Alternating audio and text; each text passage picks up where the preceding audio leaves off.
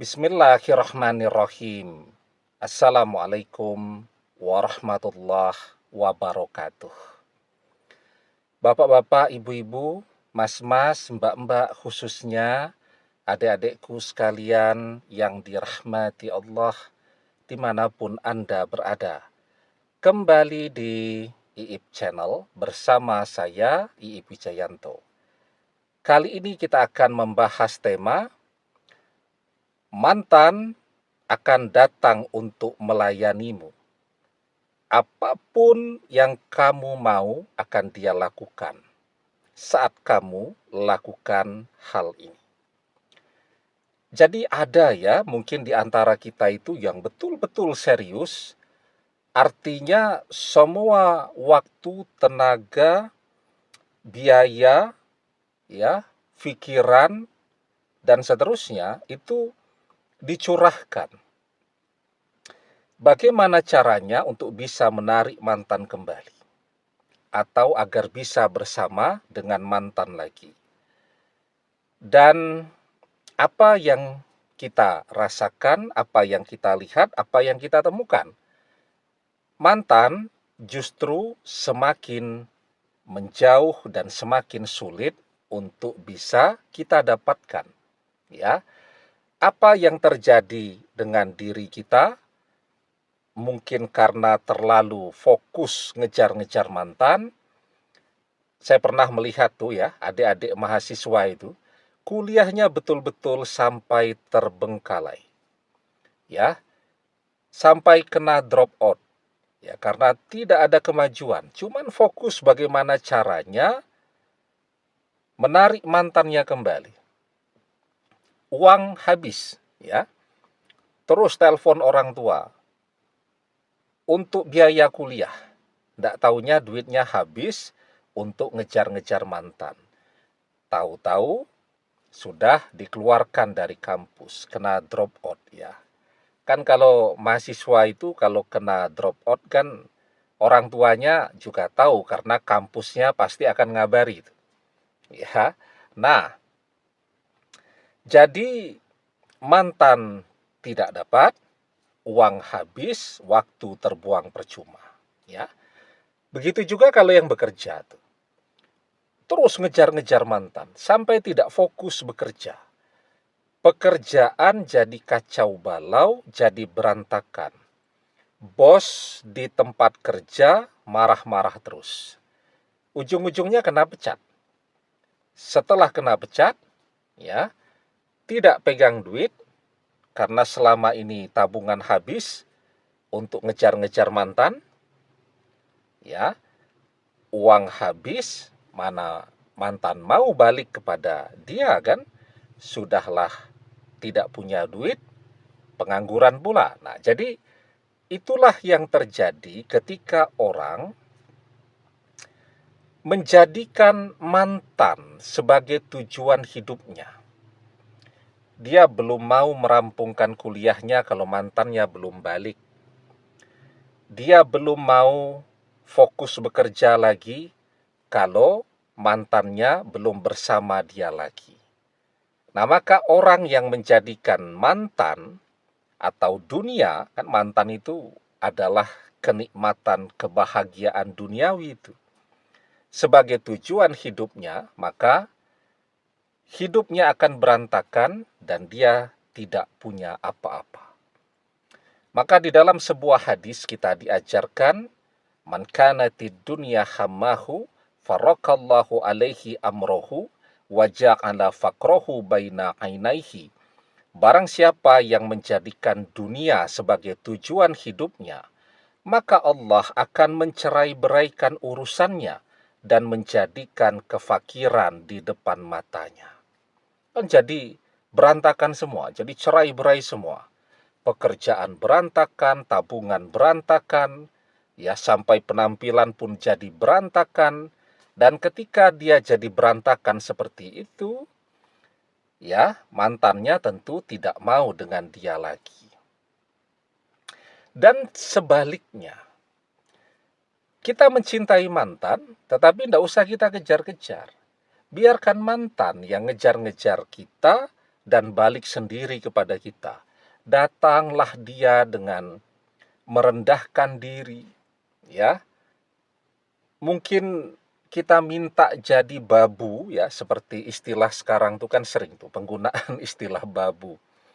Kalau melihara kucing, ya, nah, kucingnya jadi majikan, manusianya jadi babu tuh. Saya lihat kan kalau konten di media sosial begitu sekarang. Nah, bahkan kita minta dia jadi babu, jadi pelayan kita pun dia akan mau, ya, ketika kita lakukan hal ini. Apa itu? Nah, sebelum kita bahas lagi lebih jauh, jangan lupa ya, adik-adik yang baru menemukan channel YouTube kita ini untuk memencet tombol subscribe dan menyalakan lonceng notifikasi agar Anda selalu mendapatkan pemberitahuan video-video terbaru dari channel kesayangan kita ini. Dengan subscribe, doa-doa kita selalu terhubung sehingga kita selalu bisa berdoa bersama-sama, ya. Dan jangan lupa subscribe itu gratis, ya. Nah, apa yang bisa kita lakukan tadi? Mantan tidak usah dikejar-kejar. Sia-sia ngejar-ngejar mantan. Jadi sekarang yang harus kita lakukan apa? Mengubah cara hidup kita. Kalau kemarin mantan yang menjadi tujuan hidup kita, kita belum mau ngapa-ngapain sebelum mantan balik kepada kita. Sekarang itu harus kita balik. Biarkan mantan datang sendiri kepada kita. Dan sekarang kita fokus, ya. Tujuan hidup kita adalah Allah. Tujuan hidup kita adalah keselamatan di akhirat. Maka ini yang harus kita perbaiki. Gara-gara ngejar mantan, kita lupa ibadah. Bagaimana doa kita mau terkabul? Sholat tidak pernah. Ataupun kalau dia sholatnya niatnya untuk mantan. Sholat fardu enggak. Nah, tapi menemukan amalan nih, misal di channel YouTube, misal untuk mengerjakan amalan tadi, nah, ustadz atau guru yang mengajarkan, mengijazahkan amalan itu bilang, sebelum mengerjakan amalan ini, kerjakan sholat sunat hajat dulu, 4 rakaat, atau 2 rakaat, atau sholat sunat taubat dulu, 4 rakaat atau 2 rakaat. Sholat dia. Sholat hajat. Sholat sunat taubat. Agar apa? Agar bisa mengerjakan amalan. Yang demikian sholatnya karena mantan. Bukan sholatnya karena Allah. Ya. Nah, maka ketika bahkan sholat pun tujuannya adalah untuk dunia seperti yang dijelaskan di dalam hadis tadi. Dia tidak akan mendapatkan apapun. Tetapi sekarang kita perbaiki. Ya, kita sholat, fardu, tekun, 5 waktu kita penuhi. Ya, semuanya niatnya karena Allah. Kita sholat sunat, niatnya karena Allah. Kalaupun setelah itu kita mengerjakan amalan, tapi kita sholat sunatnya karena Allah. Kita puasa, ada juga tuh yang mempuasai mantan. Liqodoi hajati. Jadi puasanya niatnya untuk mantan, bukan niatnya karena Allah. Kalau kita berpuasa kan, puasa fardu di bulan Ramadan niatnya karena Allah. Kita mau puasa Daud, puasa Senin Kemis, puasa Ayyamil Bid, puasa Arafah, puasa Syawal, puasa Asyura, dan seterusnya. Semuanya niatnya harus karena Allah. Yang kita manfaatkan itu ketika kita berpuasa, doa kita mustajab. Ketika kita berbuka puasa, doa kita mustajab. Ketika kita bangun makan sahur di sepertiga malam menjelang fajar, doa kita mustajab. Tapi puasanya niatnya jangan untuk mengganti hajat. Liqodoi hajati, agar mantan balik, bukan. puasanya niatnya karena Allah. Nah, maka kalau Allah yang menjadi tujuan hidup kita, kita bekerja niatnya karena Allah, ya, untuk memberikan nafkah bagi keluarga kita. Yang masih bujangan juga bekerjanya karena Allah untuk memberikan nafkah bagi orang tua, itu juga sangat baik. Ya, yang kuliah niatnya karena Allah, ilmunya bermanfaat untuk orang lain, ya, untuk masyarakat, untuk bangsa dan agama, niatnya karena Allah.